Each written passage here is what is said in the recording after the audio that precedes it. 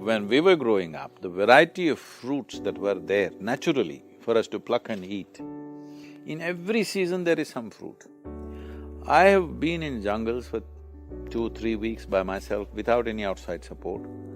Always there was something to eat. But today I'm telling you, today I walk into the jungle, I will die within 4-5 days because there's nothing to pluck and eat. So I want you to understand the plight of all the other creatures. The monkeys, they're all invading cities because there is really nothing to eat. So this change has happened in just a matter of 35-40 years. So fruit is an important part of our diet.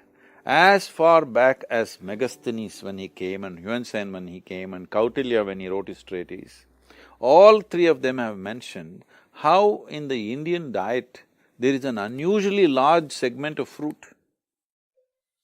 It seems, Yuan Sen somewhere says, I have not read it myself, it seems he says that Indian people are unusually intelligent mainly because of their fruit consumption.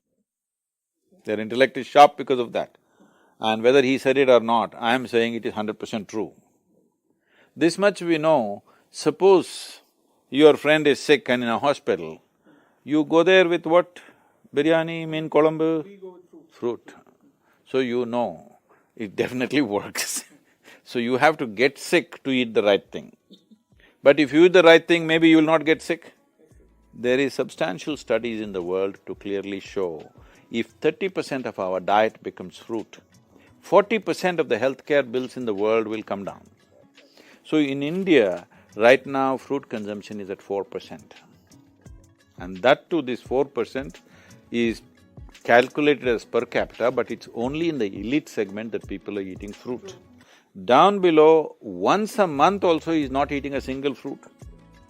Children, through the mango season, they go without eating a single mango because it's no more available, you have to go and buy it, it costs 25 rupees, a child will never get to eat it. I think this is the most important thing that needs to happen in our mind. It is something we must nourish, there is simply no two ways about it. It is our source, it is the life there which makes us the way we are. So land is a finite resource. It's subject to increasing pressure around the world, and we've talked about it, urbanization, infrastructure development, but also increased food, feed, fiber production, fuel production. So what do you think are some of the big turning points globally to prevent our increased need for land, which is a finite resource? I think the most important thing is that in our consciousness, instead of referring to soil and land as resource, we must refer to it as our source. This is very, very important.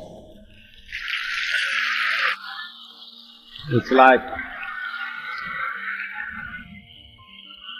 all of us were fed on our mother's breast. Do we call her a resource or our source? She's our source. So across the world, in Eastern societies at least, even today we refer to soil as mother. Because the word mother does not mean biological, word mother means our source. We say a mothership, a motherboard, even in electronics, all right? Because when something is the source, you refer to that as a mother. I think this is the most important thing that needs to happen in our minds, in our consciousness, that it is our source, it is not our resource, it is not something to exploit, it is something we must nourish, because the health of the soil will determine the health of life on this planet. There is simply no two ways about it. So referring to it as resource itself has caused this, because see, this may look like very, up in the air kind of stuff, but I'm saying the way human beings think is the way they act, isn't it?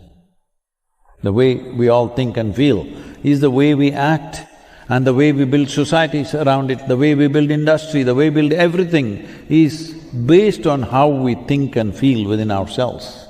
So how we think and feel has to change, that soil is not an inert material for us to use as a resource. It is our source, it is the life there which makes us the way we are. Today all of you know that, nearly 60% of your body itself is microbial life, only 40% is your parental genetics. I was telling this little girl, and this little girl coming and complaining to me, "Sadhguru, my mother is not allowing me. I want to do safe soil, my mother is not allowing me." I said, just tell her she's only 20%.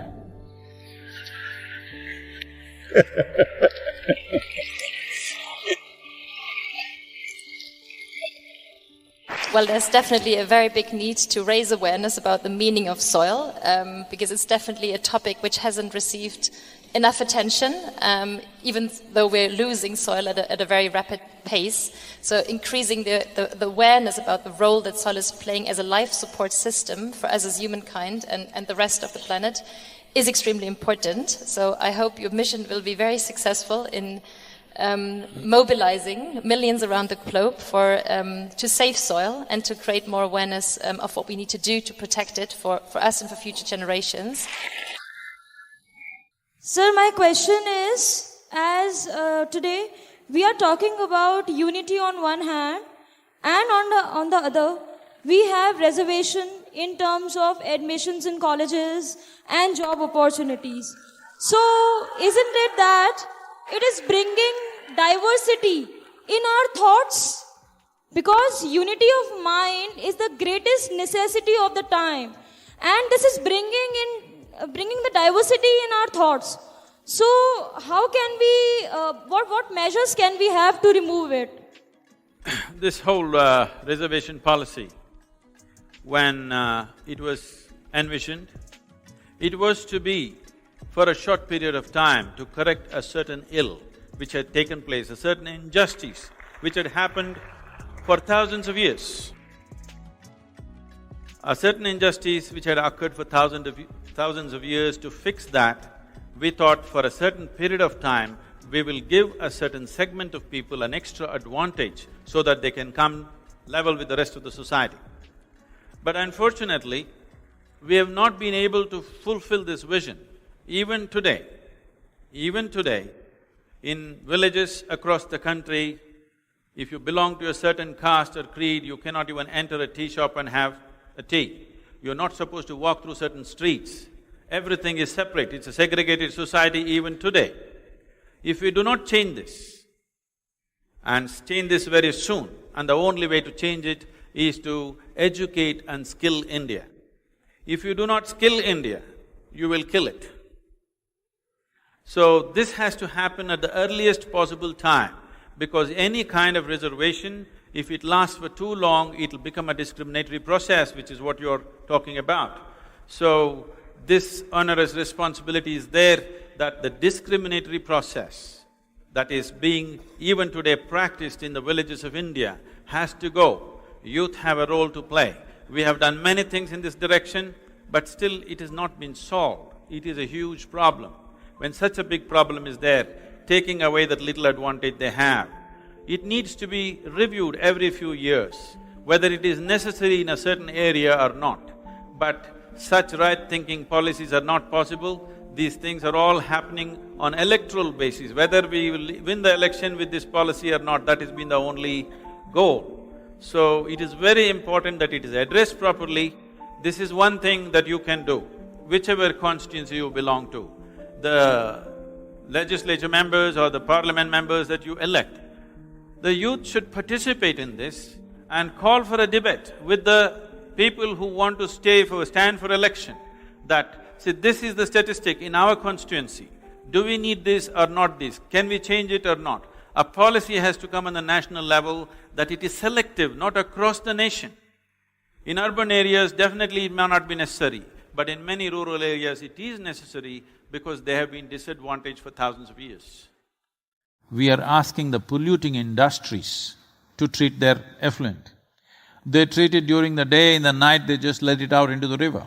This is what is happening. Obviously, rivers are polluted, that means they're not working. We want to make treatment industry a completely separate industry. Polluting industry should never treat the water. Another business should treat the water. When your effluent is my business, I'm not going to let it go into the river, I'm going to make sure it comes to me. And above all, more than going into the river, it is very important. Right now, this is very unplanned agriculture. There is a city here, but vegetables are growing 1,000 kilometers away. Fruits are growing somewhere in another part of the country. Being a tropical nation, we can grow almost everything in most parts of the country. And for example, Mumbai produces 4 billion liters of effluent per day, okay? 4 billion liters of effluent per day. If you treat this water and use this with micro-irrigation, what you can grow in terms of crops is phenomenal. But that water is not made use of, it's just let out into the rivers or into the oceans. So the policy document is working towards it, how to transform filth into wealth. Because without economic sense, we are trying to talk ecology, it's not going to work. We have to present ecology as the most sensible thing to do. Economically, it's the most sensible thing to do. Commercially, it's the most profitable thing to do. That is how we are trying to present the draft. Thank you so much. I mean, to me, you are the incarnation of the Sustainable Development Goals, because while there are 17 of them, they're all at the end about these two, people and planet, uplift the people and protect the planet, and that's your mission. So thank you so much, people and planet. Thank you very much. This is the river revitalization policy document presented to the Indian government. We are giving a copy to you. Oh, thank you so much. Thank you so much. We look forward to making this happen.